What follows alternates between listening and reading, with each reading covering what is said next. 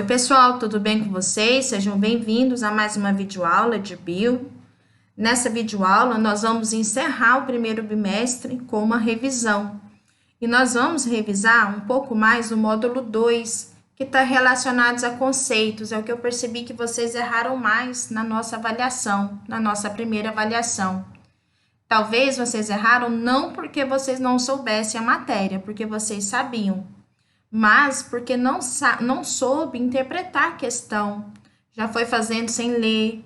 Então, isso nós temos que tomar cuidado, porque nós temos que treinar fazer questões, treinar exercícios, para a hora do vestibular não errar a questão que vocês sabem, certo? Então, vamos finalizar, então, a partir dessa revisão. Depois vai ter exercícios que não são da apostila para vocês fazerem, tá bom? E dos conceitos mais importantes que eu senti dificuldade de vocês é a questão de níveis tróficos. Trófos do grego quer dizer nutriente, ou seja, representa o tipo de nutrição de cada ser vivo na cadeia alimentar. Por exemplo, a planta tem o mesmo tipo de nutrição que um animal? A planta pode fazer a sua comida ou ela tem que correr atrás da sua comida ou ela é uma heterótrofa? Isso é nível trófico. É o tipo de nutrição que cada grupo vai ter. E todo primeiro é regra, turma. Isso vocês vão usar essa regra para fazer pirâmide, é regra para fazer exercício, tudo. Todo o primeiro nível trófico são os produtores. São seres também chamados de autótrofos. Produtores ou autótrofos. Quem são? Vamos revisar. As plantas, até mesmo as carnívoras, porque as carnívoras elas apenas precisam de uma suplementação, elas vivem em solo pobre de nutrientes. Mesmo as carnívoras, elas são produtoras. Nós temos algas e algumas bactérias. Esses são os produtores. Porque são os únicos que conseguem converter a energia luminosa em energia química, no caso dos fotossintetizantes. Mas veja bem, lá em regiões abissais, onde não há luz, quem são os produtores? Já que lá tem vida, tem que ter produtor. Os produtores é o fitoplâncton. São bactérias que fazem a quimiossíntese.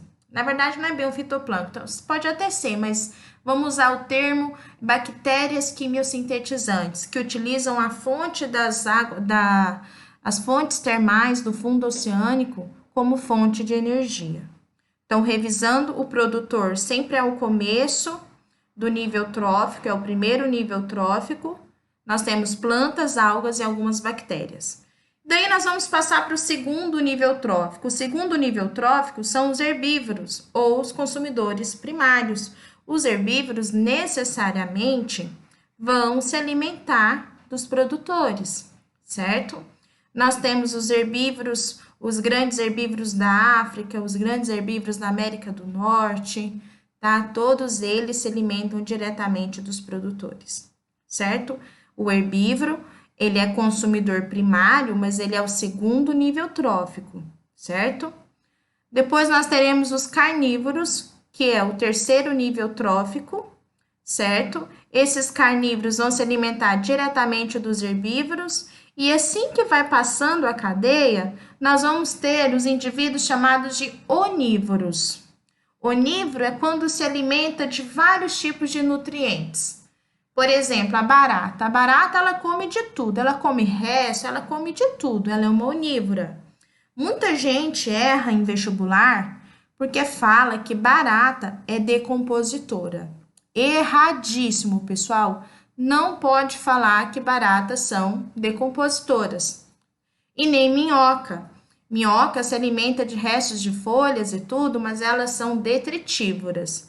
Ju, quem são então os decompositores? Olhando aqui na minha imagem, decompositor são os seres que convertem a matéria orgânica em matéria inorgânica. E os seres que fazem isso são fungos e bactérias. Portanto, os decompositores, eles agem em todos os níveis. Eles decompõem os produtores e eles decompõem os consumidores, certo? Revisando os níveis tróficos, nós temos produtores, consumidores e decompositores.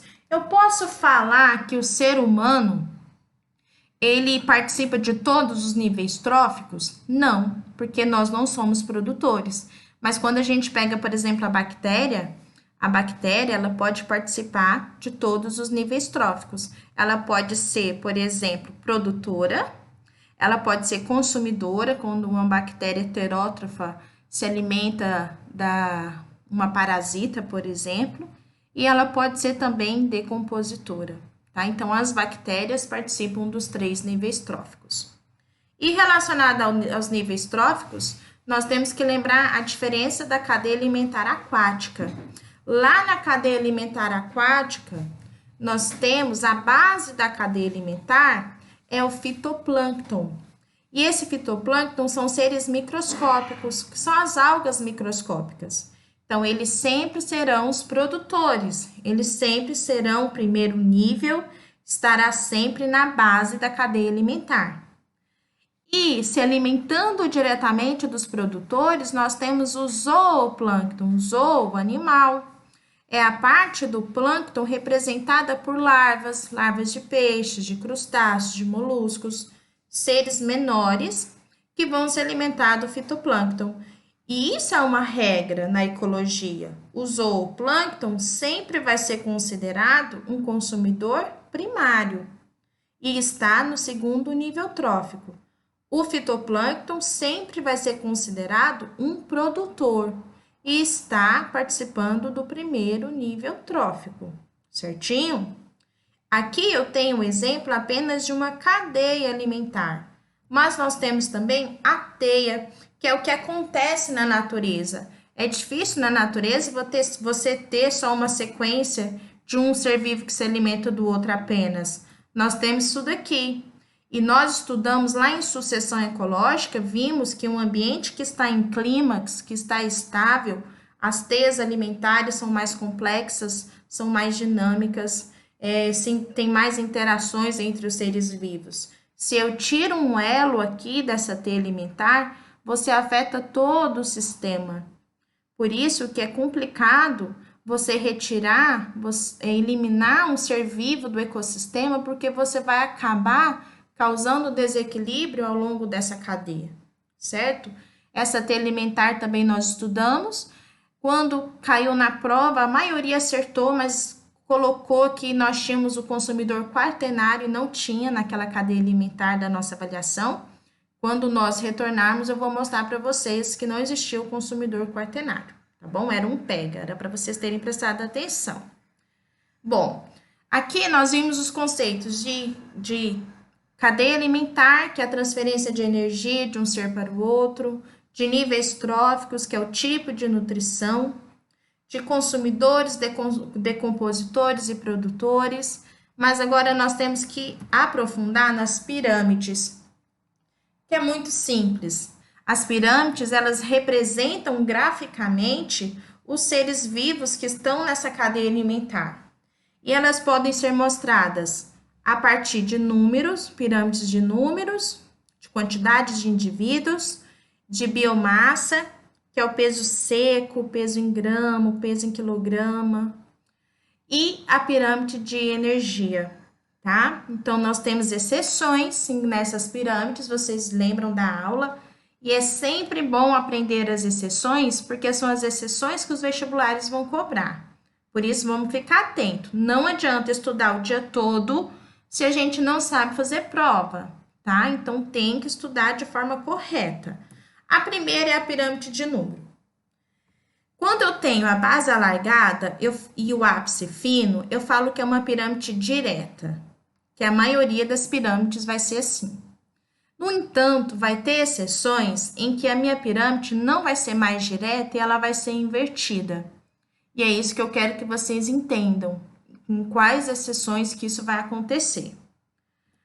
Então, o que é a pirâmide de número? Representa a quantidade de cada indivíduo em cada nível trófico. Então, vamos lembrar, o primeiro nível trófico, produtor, depois herbívoros, depois carnívoros, a quantidade de indivíduos de cada nível.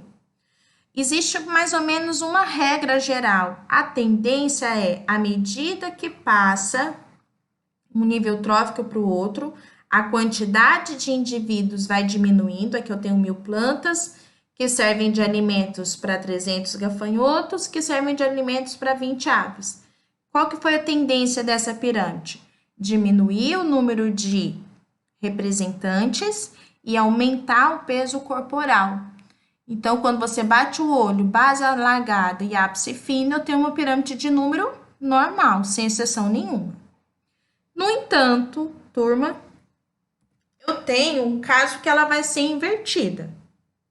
E esse caso é quando lá no seu exercício ele falar que o produtor é de grande porte, um pinheiro, uma sequoia, uma árvore. E isso você tem que tomar cuidado e ver lá no exercício. Você tem que ler, tem que grifar para você não errar. Por exemplo, quando ele falou pinheiro, o IP. O IP não é grama, você não tem grande quantidade de IP. Ele falou 3. Então, a base, nesse caso, vai ser menor, tá? Então, a base, ela não vai ser larga quando o produtor for de grande porte. E o ápice não vai ser fino quando eu tiver um caso de parasita. Se eu tiver parasitas, protozoários, piolhos, bactérias, pulgas, casos de parasitas, o meu ápice vai ser largo e ele não vai ter aquela conformação inicial que a gente aprendeu. Então, vamos lá? Pirâmide de número, ela vai ser alargada embaixo e fina em cima, com exceção de quando for o produtor de grande porte e quando for o caso de parasitas. E aí eu tenho essa aplicação. Eu tenho uma cadeia alimentar e eu quero que vocês falem para mim qual pirâmide representa essa cadeia. Quando ele falou árvore, você sabe que a árvore é o produtor? Necessariamente tem que ser A1, porque é um indivíduo de grande porte, certo? Então, você já sabe que é a pirâmide número 1, certinho? Vamos passar agora para a pirâmide de biomassa. A biomassa é a quantidade de matéria orgânica do corpo. Nós podemos dar essa biomassa em peso seco, a quantidade de matéria orgânica que o meu corpo tem. E a tendência é dela diminuir, porque eu vou consumir essa biomassa para eu ter energia. Então, o produtor que faz primeiramente a sua comida, ele tem a maior parte da biomassa. Só que ele vai gastar essa biomassa para suas atividades e para ter energia. Quando o herbívoro se alimenta do produtor, ele vai pegar parte apenas dessa biomassa. Que também esse herbívoro vai gastar essa biomassa para ter energia. Quando o carnívoro se alimenta do herbívoro, a tendência do carnívoro é ele também receber pouca biomassa.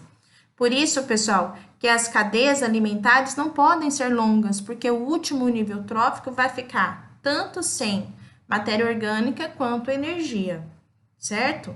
No entanto, tá vendo que essa pirâmide é igual à pirâmide de número? Base alargada, ápice fino. Ela vai sair diferente quando o exercício falar que ele está falando de um ecossistema aquático. Lagos, rios, oceano. Porque no ecossistema aquático eu tenho o fitoplâncton, e o fitoplâncton ele é um pouquinho diferente. Por ele ser microscópico, ele tem uma alta taxa reprodutiva, tá? Muito alta. E o peso seco dele é muito pouco, por mais que ele tenha milhares, mas a quantidade de biomassa que eles vão ter é bem menor. E é difícil você medir essa biomassa de fitoplâncton, porque eles são microscópicos. Então, a biomassa vai ser menor no caso do fitoplâncton, e no caso do zooplâncton, que são as larvinhas de seres, já vai ser um pouco maior. Mas só vai ser invertida nesse caso. Se ele não falar que é fitoplâncton, mas ele falar que é ecossistema aquático, você já sabe que é fitoplâncton, para você não errar a questão, certinho? E por último, a que é a mais fácil e que te ajuda você não errar no exercício é a pirâmide de energia, que é dada em quilocaloria.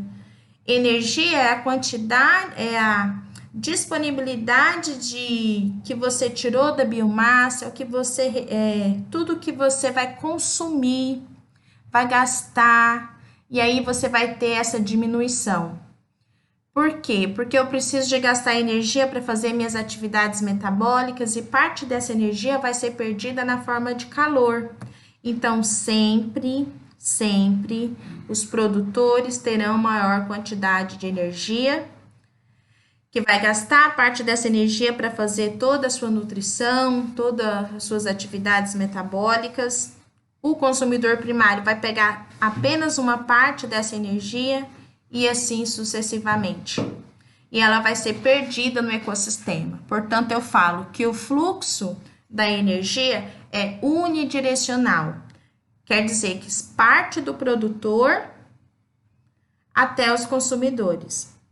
E essa energia, ela nunca é retornada ao ambiente, porque ela foi perdida, certo? Nesse caso.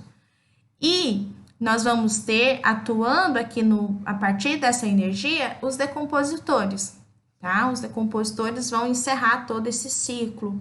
E aí a gente vai começar tudo novamente. Por isso que eu preciso de ter a reciclagem da matéria, para eu começar a ter nutrientes para os organismos terem energia, certo? Mas a energia, ela é perdida, tá? Tudo bem?